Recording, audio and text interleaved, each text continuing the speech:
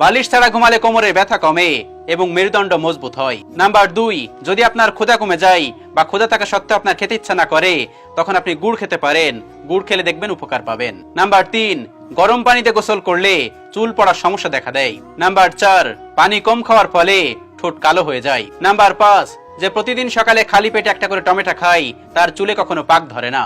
Number 6, বেশি পরিমাণে মসুর ডাল সেবন করুন, যে কোনো পেটের রোগের জন্য এটা ভালো রকমের ফল দেয়। নাম্বার 7, অধিক পরিমাণে ঠান্ডা কোনো জিনিস খেলে হাঁটুর সমস্যা দেখা দেয়। নাম্বার 8, পানি গরম করে সেই পানির ভিতর দুটো এলাচ দিয়ে সেই পানিটা পান করলে জ্বর কমে যায়। নাম্বার 9, ফ্রিজের অতিরিক্ত ঠান্ডা পানি পান করলে বার্ধক্য দ্রুত আসে।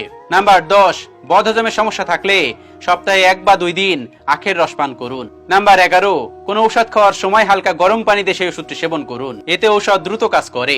নাম্বার 12, রক্ত স্বল্পতার সমস্যা থাকলে প্রতিদিন খাবারের তালিকায় সালাতের সাথে বিট রাখুন।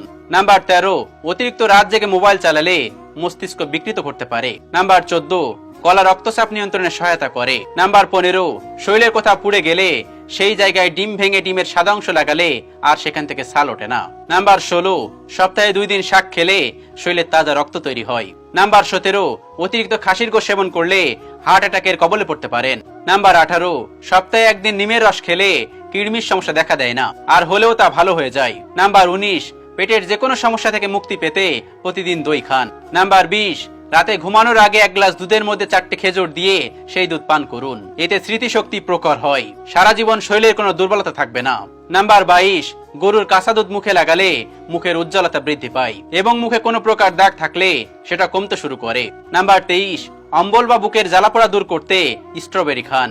নাম্বার 24, রাতে ঘুমানোর আগে প্রতিদিন 1 টুকরো আদা চিবালে পেটের চর্বি কমে। নাম্বার 25, খেজুর খাওয়ার পরে জল খাওয়া উচিত নয়, এতে হজমের সমস্যা দেখা দিতে পারে। নাম্বার 27, দুধের সঙ্গে বাদাম মিশিয়ে খেলে দৈহিক শক্তি অনেক বৃদ্ধি পায়। নাম্বার 28, ভাত কম খাওয়ার চেষ্টা করুন, কখনো হাঁপানির সমস্যা হবে না। নাম্বার 29, খাবার খাওয়ার 1 ঘন্টা আগে পানি পান করুন এবং খাবার খেতে খেতে কখনোই পানি পান করবেন না।